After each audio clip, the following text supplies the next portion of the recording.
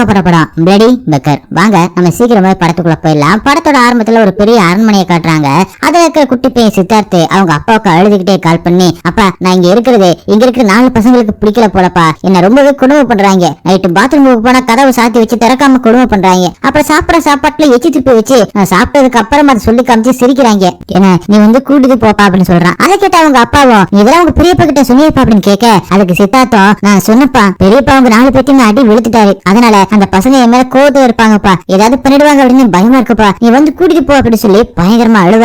இறக்கிட்ட அப்பாவும் சரி நான் நாளைக்கு வரேன், நீ அழுவாம இருப்பா அப்படின்னு சொல்லி சமாதானப்படுத்துறாரு. அப்படி கொஞ்ச நேரம் கழிச்சு சித்தார்த்த பார்க்க அந்த அரண்மனையோட அந்த 4 பசங்களும் கேக்கோட ஹாப்பி பர்த்டே சித்தார்த் அப்படின்னு நடந்த எல்லா தப்புக்கும் சாரிடா அப்படின்னு சொல்ல, சித்தார்த்தம் அவங்க கூட கேக்லாம் விட்டு செலிப்ரேட் பண்றான். அப்படியே அந்த 4 பசங்களும் சித்தார்த்துக்கு சர்ப்ரைஸ் தரேன் அப்படின்னு கூட்டிட்டு போய் எங்க வீட்டுக்கு எங்களையும் எங்க அப்பா கிட்ட மாட்டி விடுறியா அப்படின்னு சொல்லி அடி நடிச்சு ஒரு கட்டத்துல கொன்னே போட்டுருவாங்க. அப்படியே கட் பண்ணி கொஞ்சம் வருஷம் கழிச்சு காட்டுறாங்க.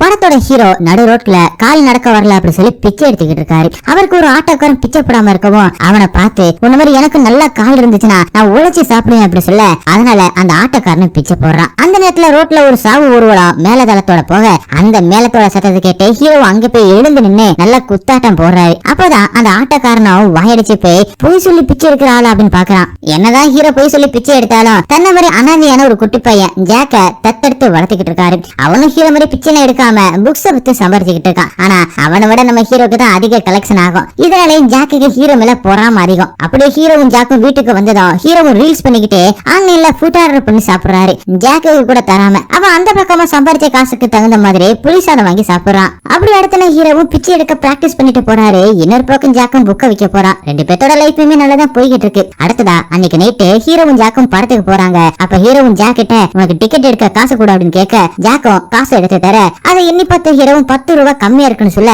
10 ரூபாய் தானே நீயே போட்டு எடு அப்படின்னு ஜாக்கும் தெனாவட்ட சொல்ல, ஹீரோவும் ஜாக்கிட்ட ஒரு நாள் நான் ரோட்ல சும்மா நடந்து போய்கிட்டு இருக்கும் போது நீ ரோட்ல கடந்த உன்னோட அப்பா அம்மா உன்னை வேணாம் அப்படின்னு போட்டுட்டு போயிட்டாங்க போல, பாவமா இருக்கேன்னு வீட்டுக்கு தூக்கிட்டு போனேன், பசிக்குதுன்னு அழுத சோறு போட்டேன், கொஞ்சம் வளர்ந்ததுமே அம்மனமா சுத்தின அசிங்கமா இருக்குன்னு அழுத துணி வாங்கி போட்டேன், இன்னும் வளர்ந்ததுக்கு அப்புறம் என் வயசு பசங்க எல்லாம் ஸ்கூலுக்கு போறாங்க அப்படின்னு அழுத ஸ்கூல்லவே சேர்த்து விட்டேன், இன்னைக்கு படிச்ச திமிர்ல 10 ரூபாய் தானே நீயே போட்டு எடுன்னு சொல்ற அப்படின்னு சொல்ல, இதை கேட்ட ஜாக்கும் 10 ரூபாய்க்கு ஏன் இவ்வளவு பேசுற, வேணும்னா கடனை கூட அப்படி சொல்ல, நான் கடன் வாங்குறதும் இல்ல கடன் கொடுக்கறதும் இல்ல அப்படின்னு ஹீரோ சொல்ல, பிச்சை எடுக்கிறது மட்டும் சரி அப்படின்னு ஜாக்கும் கோவமா கேட்கிறான். அவனை வெளியில விட்டுட்டு ஹீரோ மட்டும் பணம் பார்க்க போயிடுறாரு. வெளியில உட்காந்துக்கிட்டு இருந்த ஜாக்கும் வெளியில ஒட்டி இருந்த சாமி பட போஸ்டர்ல இருக்கிற அந்த சாமியை பார்த்து போய் சொல்லி பிச்சை எடுத்து ஆன்லைன்ல ஃபுட் ஆர்டர் பண்ணி சாப்பிடுற இவனை ஏதாவது தண்டியும் சாமி அப்படின்னு வேண்டிக்கிட்டு இருக்கான். அங்கே கட் பண்ணி ஹீரோட சின்ன வயசுல அவர் கூட பிச்சை எடுக்கிற ஹீரோயின் கனி டெய்லியும் பிச்சை எடுத்துட்டு ஊருக்கு ஒதுக்குப்புறமா இருக்கிற அரண்மனையை பாக்குறத வழக்கமா வச்சுக்கிட்டு இருக்காங்க. அதை பத்த ஹீரோவும் டெய்லி இதே பாக்குறியே உனக்கு அவ்வளவு பிடிச்சிருக்கு அந்த வீடு அப்படின்னு கேட்க, ஆமா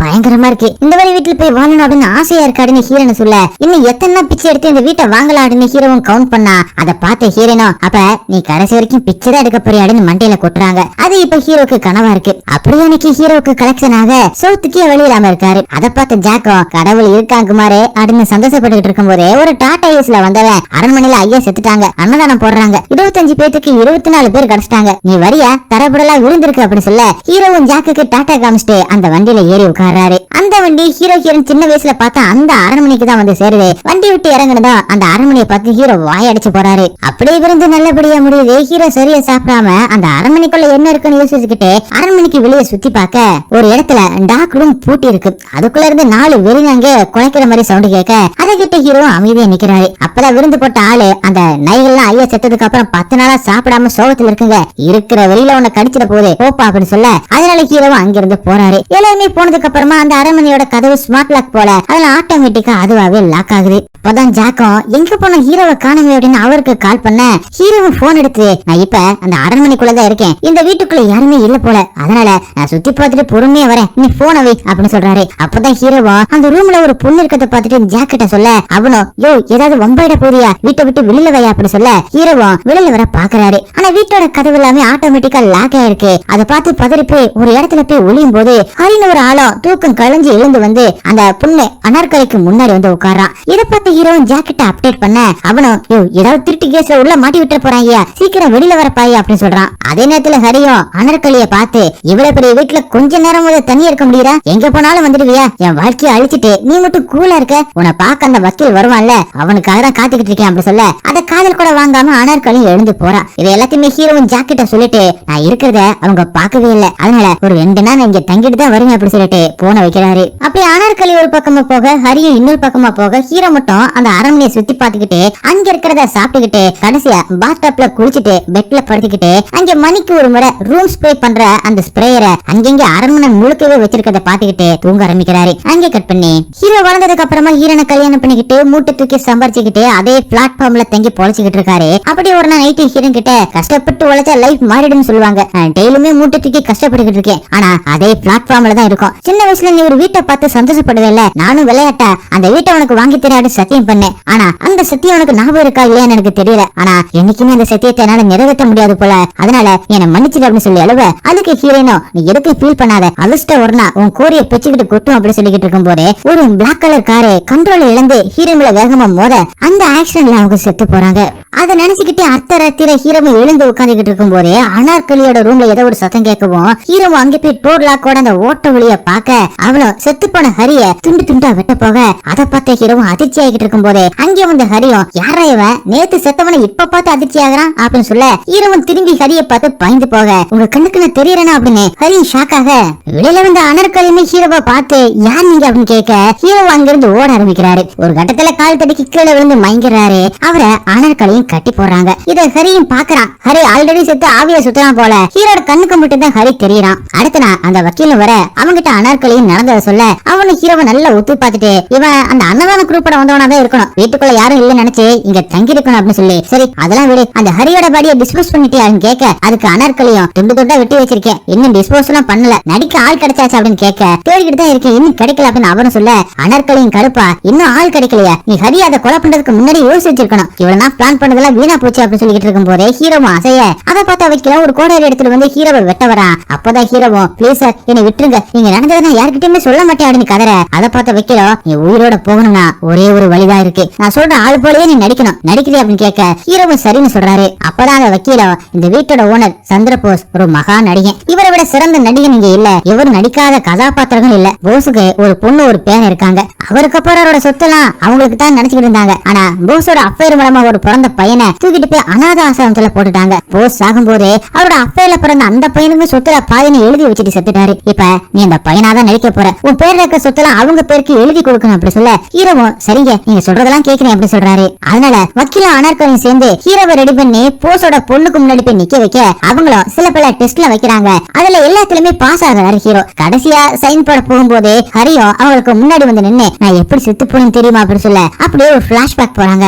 போஸோட அஃபேருக்கு பிறந்த அந்த பையன் இருந்த அந்த அனாத ஆசிரமத்துல இருந்து தான் ஹரிய போஸோட பையனா நடிக்கிறதுக்காக 20 லட்சம் ரூபாய் டீல பேசி கூட்டிட்டு வந்திருக்காங்க. அவனும் வீட்டுக்கு அந்த அரண்மனைக்கு வந்து பிராக்டிஸ் பண்ணிக்கிட்டு இருக்கும் போது அனார்கலி வக்கீல் கிட்ட உண்மையான பையன் கிட்ட பொய்யான பையனா நடிக்க வச்சு டாக்குமெண்ட்ல சைன் வாங்கலாம் அப்படின்னு நீங்க சொல்லும் போது காமெடியா தான் இருந்துச்சு, ஆனா இப்ப நீங்க சொன்னதான் சரின்னு சொல்லிக்கிட்டு இருக்க அத ஹரியுமே கேட்டுட்டு ஏண்டா ஏன் சொத்து என்கிட்ட இருந்தே புடுங்கலாம் அப்படின்னு பாக்குறீங்களா அப்படின்னு கத்திக்கிட்டு அங்கிருந்து ஓட அவனை துரத்தி பிடிச்ச வக்கீலும் கொலை பண்ணிடுறான். இது எல்லாத்தையுமே ஹரியுமே சொல்லிட்டு நான் தான் போஸோட உண்மையான பையன், என்னையவே இந்த வக்கீல அனார்கலி யோசிக்காம கொண்டுட்டாங்க, இப்ப போஸோட பொண்ணு மந்தாகினி கிட்டையும் பேர ஆனந்த் கிட்டையும் உண்மையை சொல்லுன்னு சொல்ல ஹீரோவும் அவசரப்பட்டு எல்லா உண்மையை சொல்லி சைன் போடாதீங்கன்னு சொல்ல அதுக்கு மந்தாகினியும் வக்கீல பார்த்து நான் சொல்லல இவன் அவசரப்பட்டு எல்லாத்தையுமே சொல்லிடுவானே, அவங்க முன்னாடி இப்படி பண்ணா நம்ம என்னத்த பண்றது அப்படின்னு கோவமா கேட்க மந்தாகினியோட பையனும் ஹீரோவை அடிச்சு இந்த சொத்தை வித்துதான் கடன் எல்லாம் அடைக்கலாம் இருந்தேன் அதுக்குள்ள சொதப்பிடி அப்படின்னு சொல்ல அப்பதான் அந்த வக்கீல ஹீரோவை பார்த்து நான் அந்த டெஸ்ட்ல நீ பாஸ் ஆயிடுவா அப்படின்னு நினைச்சேன், ஆனா ஃபெயில் ஆயிட்ட, உங்ககிட்ட நான் ஒரே ஒரு பொய் தான் சொன்னேன், போஸுக்கு ஒரு வாரிசு இல்ல மொத்தம் 4 பேரு, ஒவ்வொருத்தரும் ஒவ்வொரு ரகம், அவங்களுக்கு முன்னாடிதான் நீ நடிக்கணும், அவங்க முன்னாடி இப்படி அதிக பிரசங்கித்தனமா பண்ண அவ்வளவுதான் அப்படி சொல்லிட்டு போறாரு. போஸோட முத பொண்ணுதான் அந்த மந்தாகினி, அவரோட வாரிசு தான் அனார்கலி ஆனந்தம். இவங்க எல்லாருமே பிளான் பண்ணி சுத்துல ஒரு பெரிய அளவு ஆட்டைய போறதுக்காக தான் ஹீரோவை போஸோட வாரிசை நடிக்க வச்சு சைன் வாங்க போறாங்க.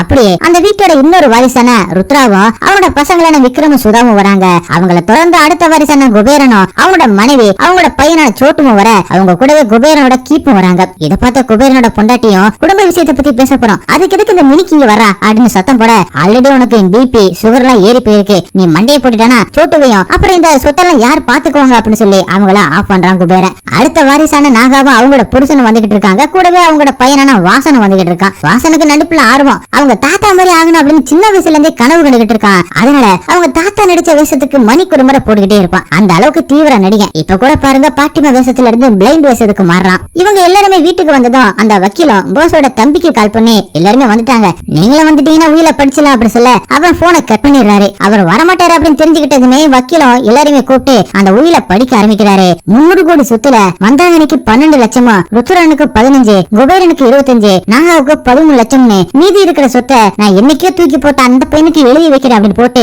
இப்ப எல்லாரும் ஒதுக்கிட்டு சைன் போடுங்க அப்படி சொல்ல எல்லாரும் ஹீரோவை கொஞ்சம் வெளியில வெயிட் பண்ண சொல்லிட்டு வக்கீல பார்த்து, என்ன வெள்ளறியா நீ எவனையோ கூட்டிட்டு வந்து அந்த சொத்தை கொடுக்க சொன்னா நாங்க கொடுத்துருவோம்னு பாக்குறியான்னு சண்டை போட அதுக்கு அந்த வக்கீலும் அப்படின்னு நான் சொல்லல, உயில அப்படிதான் இருக்குன்னு சொல்ல கடுப்பான நாகாவும் ஹீரோட கைகள்லாம் அடிச்சு உடச்சிட்டு இங்க இருந்து அனுப்பி விட்டுறலாம், சொத்துல ஒரு பைசா கூட அவனுக்கு தரக்கூடாது அப்படின்னு சொல்ல அந்த மாதிரி எதுவுமே நடக்காம பாத்துக்கிறதா என்னோட வேலை அப்படின்னு வக்கீல சொல்ல மொத்த சொத்துல இருந்து 1% உனக்கு தரோம், எங்களுக்கு சாதகமா அதை முடிச்சுவே அப்படின்னு நாகாவும் சொல்றாங்க. நீங்க நினைக்கிற மாதிரிலாம் எதுவுமே பண்ண முடியாது, உயில இருக்கிறதா ஃபாலோ பண்ண முடியும், வேணும்னா எனக்கு ஒரு 10% கொடுங்க, நீங்க சொல்ற மாதிரி பண்ணல அப்படின்னு ஒரு டீல பேச அதை கேட்ட ருத்ரனும் நீ சொல்ற மாதிரி நாங்க உனக்கு 10% தரோம், அதுக்கு பதிலா வாரிசுன்னு சொல்லிட்டு உள்ள வந்தவன நீ கொல்லு, அப்பதான் அவன் நாளைக்கு வந்து பிரச்சனை பண்ண மாட்டான் அப்படி சொல்ல வக்கீலும் சரின்னு சொல்லிட்டு வெளியில வந்து அவங்களுக்கு தெரியாத மாதிரியே ஹீரோ கிட்ட நான் உன்னை கொல்ற மாதிரி கொல்றேன், நீ சாகுற மாதிரி சாகு, எல்லா பிளானுமே மாறிடுச்சுன்னு சொல்லி கழுத்தை நெரிக்கிறாரு. ஹீரோவும் கோஆபரேட் பண்றாரு. ஆனா அந்த வக்கீல உண்மையாலுமே கழுத்தை நெரிச்சு ஹீரோவை சாகடிக்க பார்க்க பக்கத்துல இருந்து பூச்செடி எடுத்து ஹீரோவும் வக்கீலோட மண்டையில போயிட்டு அங்கிருந்து தப்பிச்சு ஓடுறாரு. போஸோட வாரிசுங்களும் வக்கீல் கிட்ட சீக்கிரமா ஹீரோவை கொல்லுன்னு சொல்ல இன்னும் 5% எக்ஸ்ட்ரா கொடுங்க, இதுல ரிஸ்க் அதிகம், நான் அவனை கொல்ல போறேன் அப்படின்னு அவனுக்கு தெரிஞ்சு போச்சு, ஒருவேளை என்ன அவன் கொலை பண்ணிட்டானா என்ன பண்றது, அதனால 15% கொடுங்க அப்படின்னு சொல்ல சரி தரம் கொல்ல அப்படின்னு போஸோட வாரிசுகள் சொல்ல அந்த நேரம் பார்த்து பிளைண்டா நினைச்சுக்கிட்டு இருந்த வாசனம் அந்த 15% என்கிட்ட கொடுங்க நான் கொல்றேன் அப்படின்னு சொல்லிட்டு ஹீரோவை கொல்ல போறான். இதை பார்த்த ருத்தனோட பையன் விக்ரமோ மந்தாகினியோட பையன் ஆனந்தம் ஹீரோவை கொல்றவங்களுக்கு 15% தர மாதிரி இருந்தா நாங்களும் அவனை கொண்டு அந்த 15% எடுத்துக்கிறோம் அப்படின்னு சொல்லிட்டு ஹீரோவை துரத்துறாங்க. அவங்க கண்ணுல படாத மாதிரி ஹீரோவை ஓடி ஒளிறாரு. இந்த பக்கம் ருத்ரனோ நம்மள யாரு வேணா ஹீரோவை கொன்னு அந்த 15% ஷேரை எடுத்துக்கலாம், ஆனா அவனை கொல்ற வரைக்கும் இந்த வீட்டோட காம்போட விட்டு போகாம இருக்கணும், அதுக்கு ஒரே ஒரு வழியா இருக்கு, அப்பா வளர்த்த அந்த நாய்ங்க தான். ஒரு நாள் நம்ம வீட்டுல திருடலாம் அப்படின்னு சொல்லிட்டு ஒரு திருடன் எதிரி குதிச்சு வீட்டுக்குள்ள வந்தான், அவனை அக்குச்சுக்கா பிச்சு எடுத்து கொண்டு போட்டுச்சிங்க, அதை திறந்து விடுவோம், அந்த நாய்களை கண்ட்ரோல் பண்றதுக்கு அப்பாவோட விசில் இருக்குன்னு சொல்லிட்டு அந்த நாய்களை திறந்து விடுறாங்க. அதே நேரத்துல மந்தாகினியோட குடும்பம் வக்கீல புடிச்சு நான் தானே உனக்கு கமிஷன் தரேன் அப்படின்னு சொன்னேன், அப்புறம் எதுக்கு எல்லாருமே இருக்கும்போது பர்சன்டேஜ் கேட்கிற அப்படின்னு வரட்ட, நீங்க கொடுக்கற காசு எனக்கு பத்தாது அதான் அப்படி பண்ணேன் அப்படி சொல்ல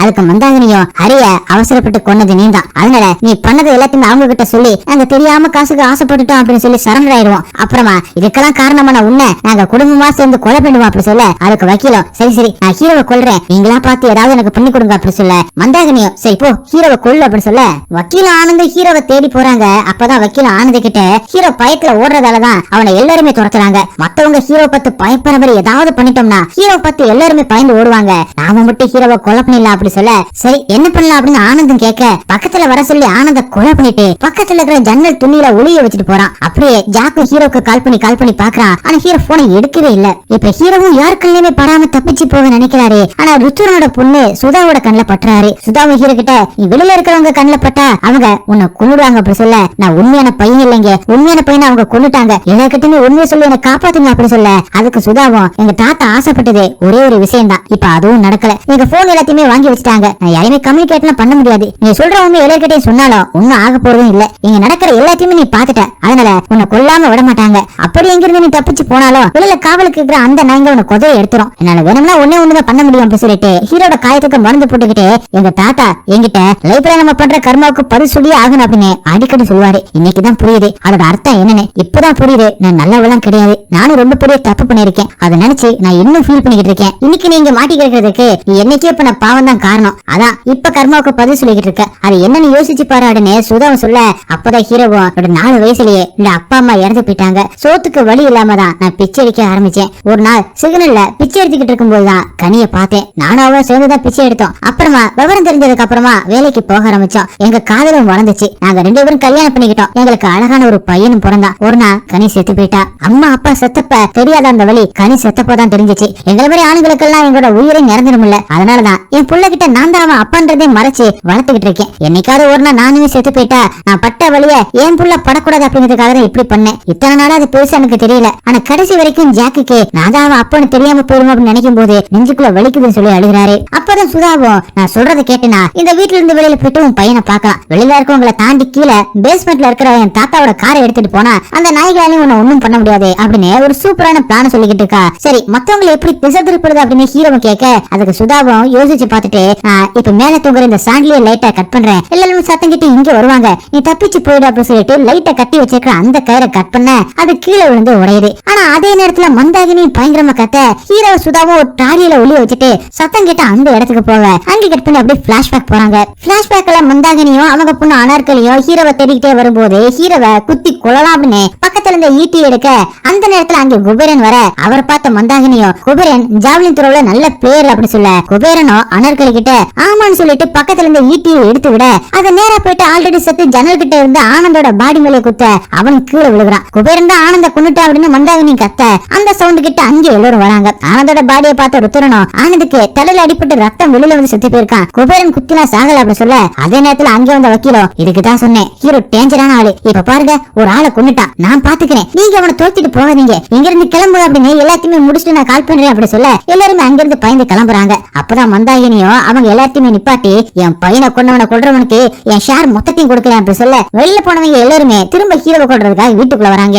அப்படி சுதாவும் ஹீரோ இருக்கிற அந்த ட்ராலியை தள்ளிட்டு போய்கிட்டு இருக்காங்க. ஆனா அது வேற ட்ராலி. ஹீரோ இருக்கிற ட்ராலியை குபேரனோட பையன் சோட்டு தள்ளிட்டு வந்து ஹீரோவை பிடிச்சு அவருக்கு கரண்ட் ஷாக் எல்லாம் கொடுத்து கொழும்பு பண்ணிக்கிட்டு இருக்கான். இந்த சத்தம் கிட்ட அங்க வந்து குபேரனோட பொண்டாட்டி சோட்டுவை தடுத்து நிறுத்தி ஹீரோவை பார்த்து என் பையனை எதுவுமே பண்ணிடாதப்பா இங்க இருந்து போ அப்படின்னு சொல்ல ஹீரோவை வெளியில வராரு. இதை பார்த்த குபேரனோட கீப்போ ஹீரோவை தள்ளி விட்டு அடிச்சுக்கிட்டு குபேரனோட பொண்டாட்டி கிட்ட பக்கத்துல பொம்மையில சொருவி வச்சிருந்த அந்த ஈட்டி எடுத்துட்டு வர சொல்ல அவங்கள இழுத்து இழுத்து பாக்குறாங்க. ஆனா புடுங்க முடியல அப்படி சொல்ல கீப்போ இழுக்க ஈஸியா வரவும் உடனே குபேரனோட பொண்டாட்டி கீப்போ ஒரு உதவிட ஈட்டி சுருக்கி அதே இடத்துல செத்து போயிடுறாங்க. அவளை சாகடிக்க தான் பிளான் போட்டிருக்காங்க போல. அந்த நேரத்துல குபேரன் அங்கே வரவும் ஹீரோ தான் கீப்பை கொண்டுட்டாரு அப்படின்னு திசை திருப்பி விட எல்லாருமே ஹீரோவை துரத்த ஆரம்பிக்கிறாங்க. ஒரு பக்கம் நாகாவோட பையனும் ஹீரோவை பிஸ்டாங்களை தள்ளி விட்டு கொல்ல பாக்குறான். அதுக்கு நாகாவும் அவளோட ஹஸ்பண்டும் ஹெல்ப் பண்றாங்க. ஆனா அதுல இருந்து ஹீரோ தப்பிச்சு இன்னொரு பக்கமா ருத்துனோட பையன் கிட்ட மாட்ட அவனையுமே அடிச்சு போட்டுட்டு சுதாவோட சேர்ந்து அங்கிருந்து தப்பிச்சு கீழே பேஸ்மெண்ட்டுக்கு வராரு. பேஸ்மெண்ட்ல இருக்கிற தாத்தாவோட கார்ல சுதாவை ஏறி உட்கார்ந்துகிட்டு ஹீரோவை உட்கார சொல்ல அந்த காரை பார்த்த ஹீரோவும் அதிர்ச்சியாகி சுதா கிட்ட நீ ஏதோ தப்பு பண்ணிருக்க அப்படி சொன்னல அது என்னன்னு சொல்லுங்க அப்படின்னு சொல்ல இப்ப இருக்கு அதெல்லாம் நான் கார் ஏற்றி ஒரு ஆளை கொண்டுட்டாருன்னு சுதாவும் சொல்ல அது என்னோட கனிதா நீங்க அவளை கொண்டுட்டீங்க அப்படி சொல்றாரு ஹீரோ. அப்படியே அந்த ஆக்சிடென்ட் காட்டுறாங்க. அன்னைக்கு ஹீரோ கூட பேசிக்கிட்டு இருக்கும்போது சுதா தான் காரை ஓட்டிட்டு வந்து கனி மேல ஏத்தி இருக்காங்க. காரை பின்னாடி எடுக்காம இருந்திருந்தா கனி பொழைச்சிருப்பாங்க. சுதாவும் பதட்டத்துல என்ன பண்றதுன்னு யோசிக்கும் போது விக்ரமும் அவங்க அப்பா ருத்ரனுக்கு கால் பண்ணி விஷயத்த சொல்ல அவனும் காரை எடுத்துருவாங்க செத்தா சாகட்டும் அப்படி சொல்ல சுதாவும் காரை எடுக்காம தான் இருந்திருக்காங்க. ஆனா விக்ரம் தான் டிரைவர் சீட்டுக்கு வந்து காரை ரிவர்ஸ்ல எடுத்து கனியை கொண்டுட்டு அங்க இருந்து கிளம்பி இருக்கான். இதெல்லாம் ஹீரோ கிட்ட சுதாவும் சொல்ல என்ன ஆளாலும் பரவாயில்ல இந்த குடும்பத்தை பழி வாங்காம நான் இருந்து வரமாட்டேன்னு ஹீரோ சொல்லிக்கிட்டு இருக்கும் போதே மொத்த குடும்பமும் அங்க வராங்க. ஹீரோ விக்ரம் அடிச்சு அவன் நெஞ்சிலே ட்ரில் மிஷினை வச்சு ட்ரில் பண்ண அதை பார்த்த ருத்ரனும் ஹீரோவை அடிச்சு போட்டு நாம எல்லாருமே சின்ன வயசுல இந்த வீட்டுக்கு வந்து குடைச்சல் கொடுத்தவன கொடூரமா கொண்டோம்ல இப்ப நமக்கு கொலை பண்றதுன்னா என்ன புதுசா அப்படின்னு சொல்ல எல்லாருமே சேர்ந்து ஹீரோவை அடிச்சு கொள்றாங்க. ஹீரோட அவங்க இப்ப ஹரி கூட சேர்ந்து நின்று இவங்க பண்றது எல்லாத்தையுமே வேடிக்கை பாக்குது. அந்த நேரம் பார்த்து போஸோட தம்பி கேக்கோட அங்க வரவும் ஹீரோட பாடியை தூக்கி பக்கத்துல இருந்து பூச்செடி கிட்ட ஒளி வச்சிடறாங்க. உள்ள வந்து சித்தப்பா இன்னைக்கு சித்தார்த்தோட பர்த்டே அதான் கேக் வாங்கிட்டு வந்தேன் எல்லாருமே சேர்ந்து வெட்டலாமா அப்படின்னு கேட்க அவங்களும் வேற வழி இல்லாம சித்தப்பா கூட சேர்ந்து கேக்க வெட்டுறாங்க. இத ஹீரோவும் ஹரியும் பாத்துக்கிட்டே நிக்க அப்ப ஹீரோவும் இவனுக்கு அடிச்ச இடத்துல எல்லாம் எனக்கு பயங்கரமா வலிக்கும்னு சொல்ல நீ பேயிட்ட உனக்கு வழியெல்லாம் இனிமே இருக்காது அப்படின்னு ஹரியும் சொல்றான். அப்படி சித்தப்பாவும் கேக்கலாம் வெட்டி முடிச்சதுக்கு அப்புறம் போஸோட வாரிசுங்களை பார்த்து உங்க அப்பா எனக்கு கொஞ்ச நாளைக்கு முன்னாடி போன் பண்ணி நான் செத்ததுக்கு அப்புறமா என் சொத்த என் ஆசைப்படி நீ பசங்களா பிடிக்கிறாங்களா அப்படின்னு கூடவே இருந்து பாருன்னு சொன்னாரு. அதெல்லாம் நீங்க பண்ணுங்க பண்ணாம போங்க அதுக்கெல்லாம் நான் வரமாட்டேன். சின்ன வயசுல இருந்து உங்களுக்கு தான் இந்த வீட்டுக்கு யார் வந்தாலும் பிடிக்காது அதனால எல்லா ரூம்லயுமே ஸ்ப்ரே மூலமா கேமராவை வச்சிருக்கேன் அப்படி சொல்ல எல்லாரும் வாயடிச்சு போயிடுறாங்க. அப்படி சித்தப்பாவும் இப்பதான் எனக்கு இதே அறுவை சிகிச்சை நடந்துச்சு அதனால டாக்டர் எனக்கு ஒரு சின்ன ஷாக் கூட வரக்கூடாதுன்னு சொல்லியிருக்காரு. ஆனா நீங்க பண்றதெல்லாம் பார்த்தா ஷாக் மேல ஷாக்கா தான் இருந்துச்சு. இப்ப நான் உங்களுக்கு எல்லாம் ஒரு ஷாக் தரட்டும் அப்படின்னு சொல்லிட்டு அவரோட டேப் எடுத்து அந்த வக்கீல் ஆனந்த கொண்டதையும் குபேரனோட ஒய்ஃப் அவரோட கீப்ப கொண்டது அப்படின்னு எல்லா ஃபுட்டேஜுமே காட்டிட்டு இதுக்கு மேல உங்களுக்கு ஒரு ஷாக்கான நியூஸ் சொல்றேன். போஸோட பையன் ஒருத்தனை நீங்க கொலை பண்ணி செடிக்கு பின்னாடி ஒளி வச்சிருக்கீங்கல்ல அவன் உண்மையான பையனே கிடையாது. உண்மையான பையனை வக்கீல் 2 நாளைக்கு முன்னாடி கொண்டுட்டான். ஒரு பிச்சைக்காரன் கொள்றதுக்கு இவ்வளவு கூத்து. இன்னைக்கு அந்த பிச்சைக்காரன் துடிதுடிச்சு செத்த மாதிரிதான் அன்னைக்கு சித்தார்த்தும் துடிதுடிச்சு செத்துருப்பான். அன்னைக்கு நீங்க பண்ண அந்த தப்புல இருந்து தப்பிச்சிட்டீங்க ஆனா இன்னைக்கு கையும் களவும் மாட்டிக்கிட்டீங்க அப்படி சொல்ல அதை கேட்ட வக்கீலும் ஆமா சார் இவங்கள நல்லவங்களே இல்ல சார் அப்படின்னு சித்தப்பா பக்கமா பேச காண்டான சித்தப்பா கண் எடுத்து வக்கீல சுட்டு தள்ளிட்டு போஸோட வாரிசுகளை பார்த்து உங்களை இவ்வளவு ஈஸியெல்லாம் நான் கொல்ல மாட்டேன் அப்படி சொல்லிட்டு போஸோட விசில எடுத்து காமிச்சு இது என் கையில இருந்தா அந்த நாய்களுக்கு நான் தான் மாஸ்டர்னு சொல்ல போஸோட வாரிசுகளும் அந்த விசில மட்டும் ஊதாரிங்கன்னு கத்தி கதறாங்க. அப்படி சித்தப்பாவும் இதை ஊதுறதுக்கு முன்னாடி நான் பண்ண வேண்டிய காரியம் ஒண்ணு இருக்குன்னு சொல்லிட்டு நேரா ஹீரோட பாடி கிட்ட போயிட்டு நான் உன்னை எப்ப வேணா காப்பாத்திருக்கான் நான் நினைச்சது நடக்கணும் அப்படின்னு தான் வெயிட் பண்ணேன் அதுக்குள்ள நீ செத்துட்ட சாரின்னு சொல்ல அந்த இடத்துல குபேரனோட பையன் சோட்டுவான் ஹீரோட பாடிக்கு கரண்ட் ஷாக் கொடுக்க ஹீரோக்கு உயிர் வந்து பான் சொல்ல அவ்வளவுதான். அந்த அதிர்ச்சியில சித்தப்பா கீழே வந்து உயிரை விட்டுறாரு. உடனே ஹீரோ சித்தப்பா கையில இருக்கிற அந்த விசில் எடுத்து ஊத அந்த வெறிநாய்களும் போஸோட வாரிசுகளை பிச்சு போட்டு சாகடிக்குது. அதே நேரத்துல ஹீரோவும் அங்கிருந்து தப்பிக்கிறாரு. அப்படி கொஞ்ச நேரம் கழிச்சு காட்டுறாங்க ஹீரோவும் இப்ப பிச்சை எடுக்கிறதெல்லாம் விட்டுட்டு செக்யூரிட்டி வேலைக்கு போறாரு. அப்படியே ஒரு நாள் ஜாக்கோட பர்த்டே அன்னைக்கு கேக்கெல்லாம் விட்டு செலிப்ரேட் பண்ணிட்டு அவரும் தாண்டா உன்னோட உண்மையான அப்பா அப்படி சொல்லி அவரும் கனியும் சேர்ந்து எடுத்துக்கிட்டு அந்த போட்டோவை காட்டி இதுதான் உன்னோட உண்மையான அம்மா அப்படி சொல்ல அப்படியே மாத்திரலாம். ஏன்னா பிச்சைக்காரங்களை பத்தி தான் படமே ஃபுல்லாவே. கவினோட ஆக்டிங் சூப்பரா இருக்கு. அதுல இருந்து எந்த ஒரு குறமும் கவினோட ஆக்டிங் தான் பெஸ்ட் ஆக்சுவலி படத்துல. ஏன்னா ஸ்டோரி லைன் எப்படின்னா கொஞ்சம் வந்து பிச்சைக்காரங்களே வந்து இன்னும் கொஞ்சம் நல்லா இதுவா காட்டியிருக்கலாம். படம் நல்லா இருந்ததுங்க. காமெடிலாம் அவுட் ஆச்சு. காமெடி அவ்வளோ சொல்ல முடியாது. நான் கிங்ஸ்லி காமெடி நல்லா இருந்தது செகண்ட் ஹாஃப்ல. பார்க்கலாம், ஃபேமிலியோட வந்து பார்க்கலாம், அவ்வளோதான். உங்களுக்கு எப்படி ப்ரோ படம்? ஓகே ப்ரோ, நல்லா இருந்துச்சு. பிடிச்சிருந்தா? சாட்டிஸ்ஃபைடா ப்ரோ? சாட்டிஸ்ஃபைட் தான். காமெடிலாம் அவுட் ஆச்சு. Okay comedy. என்ன மாதிரி படம் ப்ரோ? ஃபேமிலியோட தான் சும்மா ஜாலியா என்டர்டெயின்மென்ட் படம் தான். நல்லா இருந்துச்சு, சீரியஸா நல்லா இருந்தது. நான் வந்துட்டு எக்ஸ்பெக்ட் பண்ணல. ஃபர்ஸ்ட் ஒரு 20 மினிட்ஸ் வந்து செம்ம லேக். அது வந்து என்ன சொல்றது, ஐயோ மொக்கையா இருக்க போதும் அப்படின்னு நினைச்சேன். பட் அதுக்கப்புறமா நல்லா கொண்டு போயிட்டாங்க. I'm happy for that. காமெடில ஒர்க் அவுட் ஆயிருக்கா படம்? சூப்பரா ஒர்க் அவுட் ஆயிருக்கு. டார்க் காமெடி நல்லாவே ஒர்க் அவுட் ஆயிருக்கு. கவின் ரெடி கிங்ஸ்ல எப்படி படத்துல? அவங்க தான் வந்து கிங்ஸ்லி ஆனா ரொம்ப நாள் கழிச்சு நல்லா கொண்டு போயிருக்காரு. அவருக்காகவே அந்த படத்தை பார்க்கணும். நல்ல ஒரு ஒரு டார்க் காமெடி மாதிரி இல்லாம சிரிக்க வச்சிருக்காங்க. மெயினா ஹர்ஷா அவர் ஒரு மாதிரி ஸ்பெசிஃபிக்கா நடிச்சிருக்காரு. இதுல ஒரு டிஃப்ரெண்டான ரோல். நல்லா ஹார்ட் ஒர்க் பண்ணி ஒரு காமெடியை வந்து நம்மளுக்கு ட்ரீட்டா கொடுத்துருக்காங்க. நல்லா இருக்கு. கவினனுக்கு ஒரு இன்ட்ரோடக்ஷன் மாதிரி செம்ம டிராகஸ்ட் செம்ம ஸ்லோ. அது நம்மளுக்கே போச்சே அப்படின்னு இருக்கும். அதுக்கப்புறமா வந்து படத்தோட ஸ்டோரி ஆரம்பிக்கும். அதுக்கப்புறமா நல்லா ஒரு கண்டிப்பா ஃபேமிலி ஆடியன்ஸ் எல்லாருமே பார்க்கலாம். எஸ் ஐ அம் சாட்டிஸ்ஃபைட். நான் வந்து சாட்டிஸ்ஃபை ஆக மாட்டேன்னு நினைச்சேன் ஃபர்ஸ்ட் ஒரு 20 மினிட்ஸ். ஆனா நல்லாவே சிரிச்சேன், நல்லா இருந்தது, நல்லா கொண்டு போயிருக்காங்க. அவருக்கு ஃபர்ஸ்ட் மூவிக்கு நல்லாவே பண்ணியிருக்காரு. தேங்க்யூ. ஓகே, பார்க்கலாம், ஒரு தடவை பார்க்கலாம். அந்த மாதிரி இருக்குங்க, ஓரளவுக்கு ஒர்க் அவுட் ஆயிருக்கு. First half okay, second half ஆனால் நல்லாவே இருக்கு. நல்லா இருக்கு. மேபி இன்னும் கொஞ்சம் எஃபெக்ட் போட்டிருக்கலாம் தோணுது. வேற லெவல், தலைவன் தாங்க வேற லெவல். ஃபேமிலி ஆடியன்ஸ் எல்லாம் என்ஜாய் பண்ணுவாங்க படம். மேபி நல்லா காட்டியிருந்தா மேபி இன்னும் படம் நல்லா இருந்திருக்கும். உங்களுக்கு சாட்டிஸ்ஃபைடா ப்ரோ? சாட்டிஸ்ஃபைட் தான் ப்ரோ. என்னன்னா இப்போ ஒரு எப்பவுமே படம் வந்து ஒரே மாதிரி கொடுக்கக்கூடாது. எப்போ பார்த்தா லவ் சப்ஜெக்ட் இந்த மாதிரி ஒரு ஹாரர் மூவி இல்லைன்னா இந்த பொண்ணுங்களை வச்சு எடுக்கிறது இந்த மாதிரி தான் எடுத்துக்கிறாங்க. அதில் இந்த மாதிரி பிச்சைக்காரங்க இந்த மாதிரி டிஃப்ரெண்ட் ஜானல் போனால் தான் கொஞ்சம் படம் பார்க்கவும் நல்லா இருக்கும். ஒரே மாதிரி எடுத்து என்ன இருக்குது பாருங்களா. அதாவது இது நல்லா இருக்குது, பட் இன்னும் கொஞ்சம் ட்ரை பண்ணியிருக்கலாம். அவர் ஸ்டோரியை வந்து இன்னும் கொஞ்சம் நல்லா பண்ணியிருக்கலாமோன்னு தோணுது. மற்றபடி ஒரு ஃபீல் ஃபேமிலியாக வந்து பார்க்கலாம். பசங்களெல்லாம் ரொம்ப பிடிக்கும். அந்த காமெடி எல்லாம் நல்லா ஒர்க் அவுட் ஆயிருக்கு. அப்புறம் மியூசிக் நல்லா பண்ணியிருக்காரு, டிஃப்ரெண்டாக. படம் உண்மையாகவே நல்லா இருக்கு பிரதர், சூப்பராக இருக்குது படம். கவின் வந்து கலக்கிட்டாரு. உண்மையாகவே அவருடைய கெரியரில் இது ஒன் ஆஃப் த பெஸ்ட் மூவியாக இருக்கும்னு நினைக்கிறேன். ஆஃப்டர் தாதா அதுக்கப்புறம் இந்த படம் உண்மையாகவே சூப்பராக பண்ணியிருக்காரு. என்ன மாதிரி படம்? இது வந்து யூனிக்காக இருக்குது பிரதர். அவர் அந்த கெட்டப் பார்க்குறோம். அவர் ஒரு பிச்சைக்காரனாக இருந்து ஒரு வீட்டில் போய் மாட்டிக்கிறாரு. அங்கே இருக்கவங்க அமௌண்ட்டுக்காக மக்கள் வந்து பணத்துக்காக என்ன பண்ணுவாங்க, அந்த டைமில் ஒரு பிச்சைக்கார மாட்டிங்கன்னா என்ன ஆகும், அவங்க இருந்து எப்படி எஸ்கேப் ஆகிறோம், அந்த மாதிரி தான் ஒரு யூனிக்காக பண்ணியிருக்கு படம்.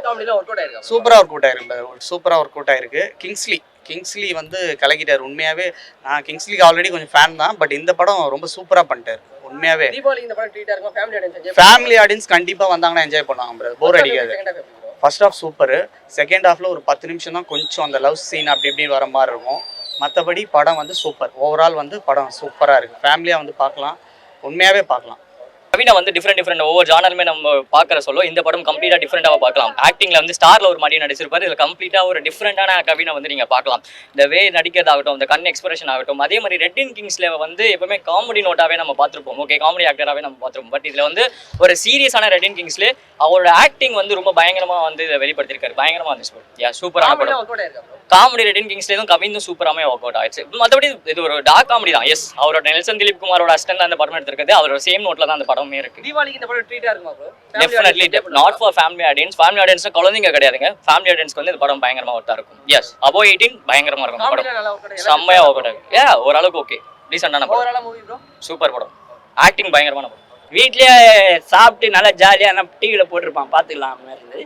ஆனால் நெல்சனை நம்பி வந்தேன். நெல்சனை நம்பி வந்ததுக்கு அவர் இதில் என்னென்ன இருக்குமோ அது எல்லாமே இருந்தது. ஜாலியாக இருந்தது. 50% ஓகே ஆச்சு. என்ன ஆச்சுன்னா கதை கொஸ்டின் பேப்பர் அவுட் ஆன மாதிரி ஏற்கனவே வந்த கதையாக இருக்குது. டார்க் காமெடியும் அந்த இதுவும் மட்டும்தான் ஒர்க் அவுட் ஆச்சு, சென்டிமெண்ட்டும். மற்றபடி சொல்லிக்கிற மாதிரி இல்லை. ஆனால் ஜாலியாக என்ஜாய் பண்ணோம். ஃபர்ஸ்ட் ஹாஃப் பார்க்குறப்ப செகண்ட் ஹாஃப் பார்க்கணுன்னு அந்த விறுவிறுப்பு இருந்தது. செகண்ட் ஹாஃப் பார்த்த உடனே ஃபர்ஸ்ட் ஹாஃப்லேயே அஞ்சு போயிருக்கலாமோ அப்படின்ற மாதிரி ஒரு தூண்டுதல். எதிர்பார்த்து வந்திருப்பீங்க, அது சாட்டிஸ்ஃபைட் ஆச்சா? இல்லை, அவன் காமிச்சது பிச்சைக்காரன் கிடையாது இதில். அந்த பேரும் அந்த ஒரு சீனை மட்டும்தான் பிச்சைக்காரன். மற்றபடி ஒரு ரூமில் போட்டு நம்மளுக்கு போண்டா கோழியை போட்டு ஏமாற்றிட்டாங்க. தீபாவளி ட்ரீட்டாக இருக்கும், ஃபேமிலி ஆடியன்ஸாக வந்து பார்த்தாங்க படம் பார்க்குறோம். தீபாவளிக்கு வீட்டில் அந்த சொய்யம் அதிரசம் கோழிக்கறி ஆட்டுக்கறி இதெல்லாம் சமைப்பாங்கன்னு ஒரு எக்ஸ்பெக்டேஷனோட போய் நின்னா பழுது போட்டால் எப்படி இருக்கும்? காண்டாகும்ல, அந்த மாதிரி இருந்தது. கவினை ரெடின் கிங்ஸ்ல இப்போ படத்தில் கவினை பழி வாங்கணும்னா வேற எதனா கதை பண்ணியிருக்கலாம். பாவம், அவன் டாடால அந்த மாதிரி ஆக்டிங் கொடுத்துட்டு அதுக்கப்புறம் ஸ்டார்ல ஒரு நடிப்புனா என்னன்னு பெரிய வேரியேஷன் கொடுத்த ஒரு நடிகரை பெக்கரா காமிச்சிங்கன்னா ஃபுல் அண்ட் ஃபுல்லாக அதில் எதனா ஒரு அவனுக்கு ஆக்டிங்கான ஸ்கோப்பு கொடுத்துருந்தீங்கன்னா டேரக்டரே நான் மதிச்சிருப்பேன். 2 சீனை கொடுத்துட்டு அதுக்கப்புறம் அவனை சைலண்ட் ஆகி மற்றவங்கள எல்லாருமே ஆக்டிங் பண்ண வச்சு அவன் லைஃப்பை வேஸ்ட் பண்ணிட்டீங்க. பரவாயில்ல கவின், கவலைப்படாத. இன்னும் 6 மாசம் கழிச்சு விக்ரவாண்டியில மாநாடு நடத்தி நான் வருவேன். நன்றி. இருக்குப்பா, அதான்பா ஒர்க் அவுட் ஆச்சு. அதை தவிர்த்து ஒன்றும் இல்லை. இந்த படத்துல எல்லாரையும் நவுத்திட்டு கிங்ஸ்லியை மட்டும் நடிக்க வச்சிருந்தால படம் நல்லா இருந்திருக்கும்னு நினைக்கிறேன். அவையில ப்ரோ சண்டே வீட்லயே உட்காந்து டிவியே பார்த்துட்டு போயிருக்கான் ப்ரோ. கதையே இல்லை ப்ரோ. அது ஒன்றுமே இல்லை ப்ரோ. அதில் கதையை ஒன்றுமே எல்லாம் மூட்டி வச்சிருக்கானுங்க. படமே இல்லை ப்ரோ. எதுவுமே நேர்சரி படம்னா ஒருத்தனை தூக்கிட்டு வந்து போட்டுறான் காமெடியான. அவன் எதுக்கு இருக்கானே தெரியல. அதான் எதுக்கு இருக்கானே படமே வேஸ்ட் ப்ரோ. நீங்க போய் 220 ரூபா கொடுத்து வந்ததுக்கு வீட்டில் உட்காந்து ஏதாவது சாப்பிட்டா ஒரு சவுண்ட் வரல ப்ரோ. ப்ரோ கதை ஒன்றுமே இல்லை, சும்மா ஓட்டியிருக்கானுங்க. ஒரு சவுண்ட் ஏதாவது வாங்கிச்சது எனக்கு ஃபர்ஸ்ட் ஒரு சவுண்ட் வரல தெரியல. சுத்தமா நல்லா ப்ரோ. அதுக்கு அமரனாச்சும் உட்காந்து பார்த்துட்டு இருந்திருக்கலாம். அமரன் எப்படி இருக்குன்னு தெரியல. அது வேற படம் என்ன ஒன்னே தெரியல ப்ரோ. நான் பாதியில தூங்கிட்டேன். ஒரு இன்ட்ரெஸ்ட் இல்லை ப்ரோ. காமெடியா என்ன காமெடியால இருந்துச்சு ஒர்க் அவுட் ஆகிறதுக்கு? ஒன்றும் இல்லை ப்ரோ. Waste bro. நெல்சனோட ஃபர்ஸ்ட் ப்ரொடக்ஷன் வந்து படம் வந்திருக்கு. வேஸ்ட் ப்ரோ, சுத்த வேஸ்ட். பார்க்குற டைம் வேஸ்ட் தான். படத்துக்கு இது டார்க் காமெடிலாம் ஒர்க் அவுட் ஆயிருக்கு. ரெடின் கிங்ஸ்லிலாம் எப்படி ப்ரோ காமெடி? எது ப்ரோ? ரெடின் கிங்ஸ்லிலாம் இருக்கு அந்த படத்துல. தெரியல ப்ரோ. நான் பாதி படம் பார்க்கவே இல்லை. நான் தூங்கிட்டேன் ஆக்சுவலாக. உங்களுக்கு மட்டும் பிடிக்கல, யாருக்குமே பிடிக்கல? அது தெரியல ப்ரோ. எனக்கு சுத்தமாக பிடிக்கல. கேவலம் டைம் வேஸ்ட். நான் காலையில் தூங்கி இருந்துச்சதே வேஸ்ட் ஆயிடுச்சு. ஃபர்ஸ்ட் ஹாஃப் எப்படி, செகண்ட் ஹாஃப் எப்படி ப்ரோ? செகண்ட் ஹாஃப் கூட ஏதோ ஓகே. ஃபர்ஸ்ட் ஹாஃப்லாம் செம மக்க ப்ரோ. ரெடின் கிங்ஸ்லி நல்லா தான். அவரு காமெடி அதான் ப்ரோ. அவர் தான் ப்ரோ. கவின் அவங்க 2 பேரும் தான் நல்ல காமெடி, நல்லா செட் ஆயிருக்கு பேரா. பட் என்னன்னா அதை தான் சொன்னேன், ஒரு பிச்சைக்காரன் வரும்போது ஸ்டோரி அது இப்போ நீங்கள் பிச்சைக்காரன் ஒரு படம் வந்து பார்த்தீங்களா, அது காட்டும்போது ஃபுல்லாகவே அந்த கான்செப்டே எடுத்துருப்பாங்க. அது மாதிரி இது கொஞ்சம் டிஃப்ரெண்ட்டாக வேறு எதனா ட்ரை பண்ணியிருக்கலாம். மற்றபடி படத்தில் அது குரல்லாம் சொல்லலாம். பிடிக்கும் ப்ரோ. பார்க்கலாம் ப்ரோ. ஒரு வாட்டி பார்க்கலாம் ப்ரோ. வாட்சபிள். பிடிச்சிருந்ததெல்லாம் சொல்ல முடியல. ஓகே. என்ன ப்ரோ என்ன ஆச்சு? என்ன பிடிக்கல உங்களுக்கு படத்தில்? என்ன பிடிக்காம என்ன எதிர்பார்த்தீங்க? படம் என்ன மாதிரி இருந்தது? ஏதாவது ஒரு மாதிரி கொண்டு போயிடலாம். ஒன்று ஃபன்னாக கொண்டு போயிடலாம், இல்லை சென்டிமெண்ட்டாக கொண்டு போயிடலாம். திடீர்னு ஃபன்னு வருது, திடீர்னு சென்டிமெண்ட் வருது. எதை நம்ம டக்குன்னு மாறி அதுதான் கொஞ்சம் இதுவாக இருந்துச்சு. ஒர்க் அவுட் ஆச்சா உங்களுக்கு? காமெடிலாம் ஒர்க் அவுட் ஆச்சா? ஒரு சில காமெடிலாம் ஒர்க் அவுட் ஆச்சு. டப்புனு அந்த நெல்சன் காமெடி அப்படி இருந்துச்சு. நம்ம அதை எப்படி பார்க்கறது இல்லை. அதான் ரெடின் கிங்ஸ்லி எப்படி படத்தில்? புரியல. ரெடின் கிங்ஸ்லி இருக்கார்ல படத்தில், அவரோட காமெடிலாம் நல்லா இருந்துச்சு. ஓரளவு இருக்கு. பழைய போன படத்தோட இந்த படம், போன படத்தை பார்த்துட்டு வந்தோம், நல்லா இருந்தது. இந்த படம் சுமாராக இருக்கு. பார்க்கலாம், ஒரு வாட்டி பார்க்கலாம். போன வாட்டி நல்லா இருக்குன்னு நினைச்சேன், வந்தோம். கொஞ்சம் ஸ்லோவாக தான் இருக்கு. ரெடின் கிங்ஸ்லிலாம் எப்படி பாருங்க? எல்லாமே சுமாராக தான் இருக்கு. போர் அடிக்குதா எப்படின்னா? இல்லை ரொம்பலாம் போர் அடிக்கல, ஒரு வாட்டி பார்க்கலாம். ஓகே படம். காமெடிலாம் ஒர்க் அவுட் ஆயிருக்கலாம். பேசவே தெரியாது. ஓகே தான் ப்ரோ. ஒரு வாட்டி பார்க்கலாம். பிடிச்சிருந்தா ப்ரோ உங்களுக்கு? ஓகே தான். காமெடிலாம் ஒர்க் அவுட் ஆயிருக்கா? காமெடிலாம் ரொம்பலாம் இல்லை, சும்மா ஒரு கொஞ்சம் ஒரு காமெடி இருக்கு, அவ்வளோ தான். மற்றபடி எதுவும் இல்லை. ரெடின் கிங்ஸ்லிலாம் படத்தில் இருக்காரு. அவரது காமெடியாக இருந்தது. அவரு இதெல்லாம் படம் பிடிச்சிருந்தா? ஓகே தான். ஒரு வாட்டி பார்க்கலாம் ஃபேமிலியோட. ஓகேவாக தான் இருந்துச்சு. என்ன டாக்டர், அதாவது ட்ரெய்லர் பார்க்கும்போது தெரிஞ்சு அந்த டாக்டர் தீமில் தான் இருக்குன்னு. நிறைய இடங்களில் காமெடி நல்லாவே ஒர்க் அவுட் ஆயிருக்கு. கவினோட ஆக்டிங் நல்லா இருக்கு. பேக்ரவுண்ட் மியூசிக் செம்மையாக இருந்துச்சு. ஓரளவு படம் பிடிச்ச காமெடிலாம் ஒர்க் அவுட் ஆச்சா? ஒர்க் அவுட் ஆயிருக்கு. ஒரு சில அதாவது எல்லா இடத்துலையும் ஒர்க் அவுட் ஆயிடுச்சுன்னு சொல்ல முடியாது. ஒரு சில இடத்துல நல்லாவே ஆடியன்ஸ் சிரிக்கும் போதே நமக்கு தெரியும்ல, மற்றவங்களுக்கும் ஒர்க் அவுட் ஆயிருக்குன்னு தானே அர்த்தம். நமக்கு மட்டும் ஒர்க் அவுட் ஆகல, ஓரளவு நிறைய பேருக்கு ஒர்க் அவுட் ஆயிருக்கு. எமோஷனலாக எனக்கு பெருசாக கனெக்ட் ஆச்சு, மற்றவங்களுக்கு எப்படின்னு தெரியல. பேக்ரவுண்ட் ஸ்கோர் நல்லா இருந்துச்சு. டெக்னிக்கலாக நல்லா தான் பண்ணியிருக்காங்க. நல்லா இருக்கு. காமெடிலாம் இருக்கு. காமெடி, த்ரில்லிங், எமோஷன் எல்லாமே 3மே கலந்துருக்கு. ஃபேமிலி ஆடியன்ஸுக்கு பிடிக்கும். சூப்பராக இருக்கு, பார்க்கலாம். உங்களுக்கு எப்படி ப்ரோ? நல்லா தான் ப்ரோ இருந்தா.